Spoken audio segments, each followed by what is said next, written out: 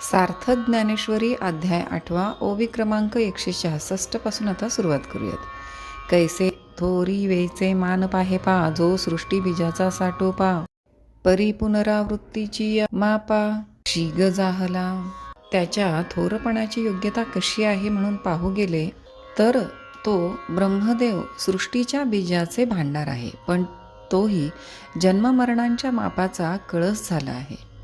एरवी त्रैलोक्य हे धनुर्धरा, तिये गावींचा गा पसारा, तो हा दिनोदयी एकसरा मांडतू असे.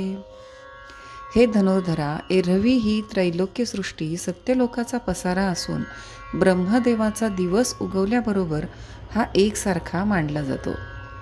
पाठी रात्रीचा समपावे आणि अपेसाची सांठवे म्हणी, ये जेथींचे तेथ स्वभावे साम्यासी ये. नंतर रात्रीचा समय झाला असता तो आपोआप अव्यक्तात लय पावतो व हे पंचमहाभूताधिक ब्रह्मदेवाच्या आज्ञेने जेथल्या तेथे सहज लय पावते. जैसे वृक्षपण बीजासी आले की मेघ हे गगन जाहाले, तैसे अनेकत्व जेथ सामावले ते साम्य म्हणिपे. ज्याप्रमाणे झाड हे बीज रूपात सामावते किंवा मेघ हे आकाशात लीन होतात, त्याप्रमाणे ज्या ठिकाणी प्रकृतीच्या ठिकाणी पुष्कळ वस्तूंचा समावेश होतो त्याला साम्य असे म्हणतात. श्लोक 20. परस्तस्मात्तु भावोऽन्यो अव्यक्तो व्यक्तात् सनातन, यः स सर्वेषु भूतेषु नश्यत्सु न विनश्यति. अर्थात, परंतु त्या अव्यक्ताहून निराळा, अगदी विलक्षण, इंद्रियांचा विषय न होणारा व नित्य असा जो भाव आहे तो सर्व भूते नाश पावत असताही स्वतः नाश पावत नाही. तेथ समविषम न दिसे काही, म्हणून भूते हे भाष नाही, जेथी दूधची जाहालिया दही नामरूप जाय. त्या साम्यात कमी अधिक काही दिवस नाही, म्हणून ते भूत हे नाव पावत नाही. ज्याप्रमाणे दुधाचे दही झाल्यावर त्याचे दुधाचे नाव व रूप ही नाही तशी होतात. तेवी आकार लोपा सरिसे, जगाचे जगपण भ्रंशे, परी जेथे जाहाले ते जैसे तैसेची असे. त्याप्रमाणे आकाराचा नाश झाल्याबरोबर जगाचे जगपण नाहीसे होते, परंतु ज्यापासून हे झाले आहे ते तसेच्या तसेच असते. तै तया नाव सहज अव्यक्त आणि आकारावेळी तेची व्यक्त, हे एकास्तव एक सूचित, एरवी दोन्ही नाही. तेव्हाच त्याला अव्यक्त असे म्हणतात आणि साकार होते त्यावेळी त्यालाच व्यक्त म्हणतात. ही एकाला एक दाखविणारी आहेत, परंतु पाहू गेले असता दोन्ही नाहीत. जैसे आटली या रूपे, आटले पण ते खोटी म्हणिपे, पुढती तो घनाकारू हारपे, जे वेळी अलंकार होती. ज्याप्रमाणे रूपे आटल्यावर त्या आकाराला लगड म्हणतात, पुढे त्याचे दागिने बनवल्यावर ती लगड नाहीशी होते. ही दोन्ही जैशी होणी, एकी साक्षीभूत सुवर्णे, तैसी व्यक्ताव्यक्ताची कडसणी वस्तूच्या ठाई. ही दोन्ही रूपांतरे जशी एका चांदीवर किंवा सोन्यावर होतात, त्याचप्रमाणे व्यक्त व अव्यक्त हे दोन्ही विचार ब्रह्माच्याच ठिकाणी होतात. ते तरी व्यक्त ना अव्यक्त, नित्य ना नाशवंत, या दोन्ही भावातीत अनादी सिद्ध. ते ब्रह्म तर व्यक्त नाही आणि अव्यक्तही नाही, नित्य नाही आणि अनित्यही नाही, या दोन्ही स्थितींच्या पलीकडले अनादी सिद्ध असे आहे. जे हे विश्वची होऊन असे, परी विश्वपण नासिलेने न नासे, अक्षरे पुसिल्या न पुसे अर्थो जैसा. ते ब्रह्म विश्वाकार होऊन राहते, परंतु विश्वपण लयाला गेले तरी ते लय पावत नाही. ज्याप्रमाणे अक्षरे पुसून टाकिले तरी त्यांचा अर्थ पुसला जात नाही. पाहे पा तरंग तरी होत जात, परी तेथ उदक ते अखंड असत, तेवी भूताभावी न नाशत अविनाश जे. पहा की पाण्यावर तरंग येतात व जातात, परंतु पाणी हे कायमच असते. त्याप्रमाणे भूते नाही तशी झाली असता अविनाशी परब्रह्म नाश पावत नाही. ना तरी आटतीये अलंकारी, नाटते कनक असे जयापरी, तेवी मरतीये जीवाकारी अमर जे आहे. किंवा अलंकार आटल्यावर सोने जसे आटले जात नाही, त्याचप्रमाणे मरण पावणारे शरीरात जे अमर आहेत. श्लोक 21 आणि 22. अव्यक्तोऽक्षर इत्युक्तस्तमाहुः परमां गतिं यं प्राप्य न निवर्तन्ते तद्धाम परमं मम। पुरुषः स परः पार्थ भक्त्या लभ्यस्त्वनन्यया यस्यान्तःस्थानि भूतानि येन सर्वमिदं ततम्। अर्थात जो हा अव्यक्त व अक्षर म्हणून म्हटलेला भाव त्यालाच परमागती म्हणतात, ज्या भावाला प्राप्त होऊन पुन्हा संसार मार्गात परत येत नाहीत, ते माझे परमस्थान परमपद आहे. हे अर्जुना, ज्याच्या आत ही सर्व भूते आहेत व ज्याने हे सर्व व्यापिले आहे, तो परमपुरुष अनन्य भक्तीनेच प्राप्त होण्याजोगा आहे. जया ते अव्यक्त म्हणो कोडे म्हणता स्तुती हे ऐसे नावडे जे मनबुद्धी न सांपडे म्हणोनिया. ज्याला कौतुकाने अव्यक्त म्हटले असता त्याची स्तुती केली असे वाटत नाही, कारण जे मन व बुद्धी यांना सापडत नाही. आणि आकारा आलिया जयाचे निराकारपण न वचे आकार लोपे न विसंचे नित्यतागा.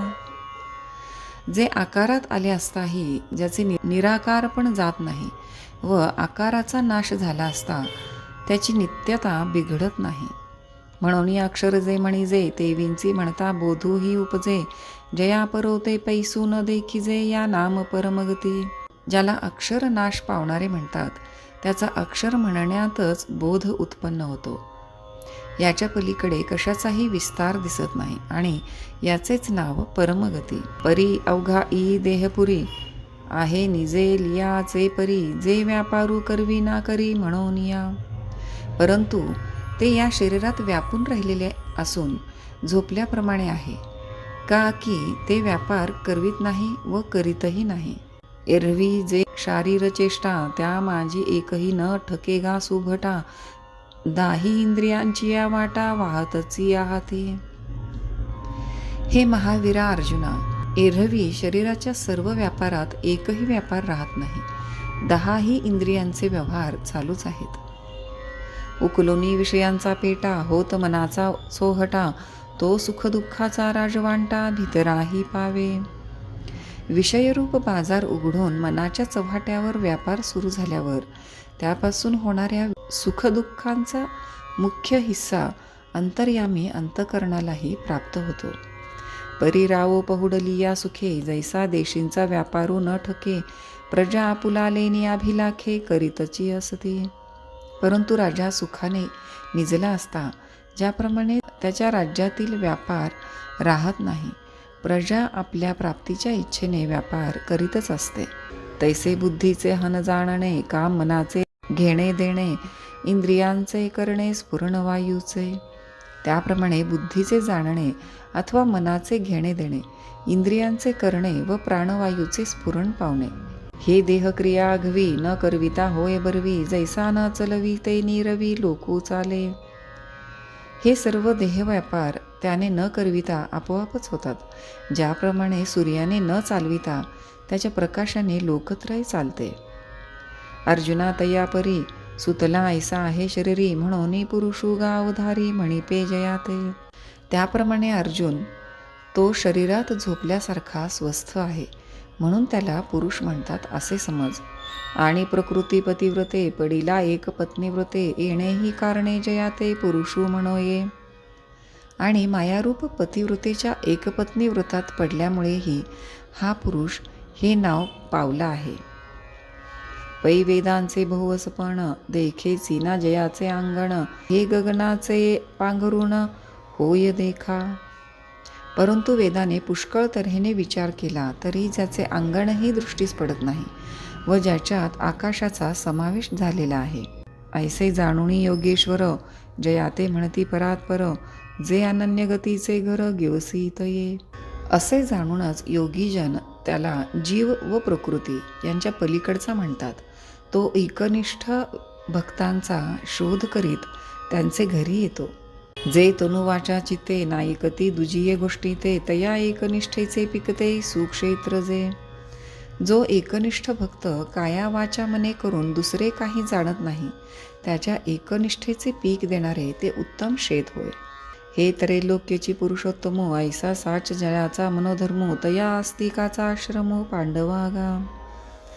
हे पांडवा, हे त्रैलोक्य भगवत रूप आहे असा खरेच ज्यांचा मनोभाव आहे त्या आस्तिक भक्तांचा हा आश्रमच होय.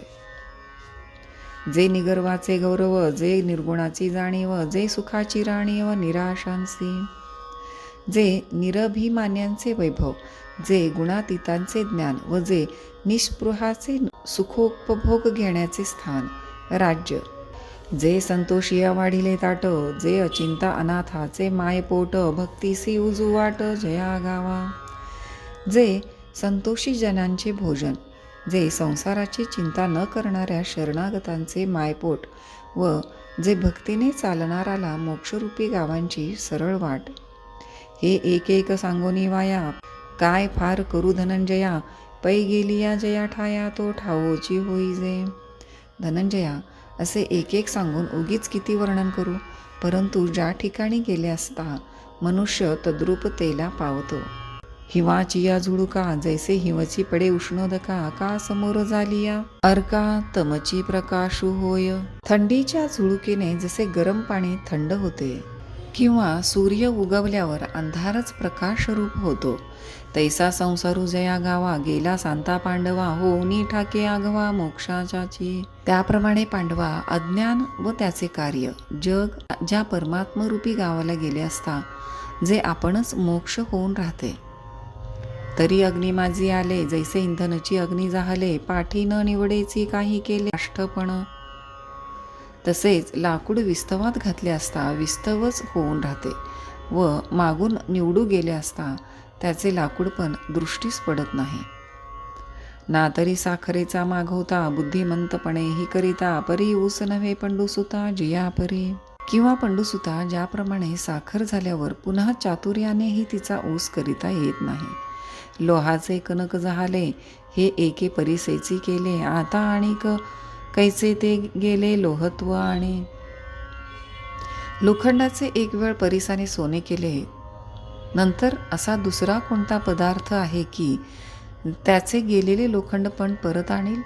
म्हणून तूप होऊनी मागवते, जेवी दूधपणानं येची निरुते, तेवी पाऊनिया जयाते पुनरावृत्ती नाही. म्हणून तुपाचे ज्याप्रमाणे पुन्हा खरोखर दूध होत नाही, त्याप्रमाणे ज्या परत गेले असता पुन्हा जन्म नाही. ते माझे परम साचू कारे निजधाम, हे अंतुवट तुझ वर्म दाविजत असे. तेच माझे खरे उत्तम ठिकाण होय, हे गुह्य वर्म तुला स्पष्ट करून सांगितले आहे. श्लोक 23. यत्र काले त्वनावृत्तिमावृत्तिं चैव योगिनः प्रयाता यान्ति तं कालं वक्ष्यामि भरतर्षभ. अर्थात, पण हे अर्जुना, योगी व कर्मी ज्यावेळी मरून गेले असता मोक्षाला आणि पुनर्जन्माला प्राप्त होतात तो काल मी तुला सांगेन.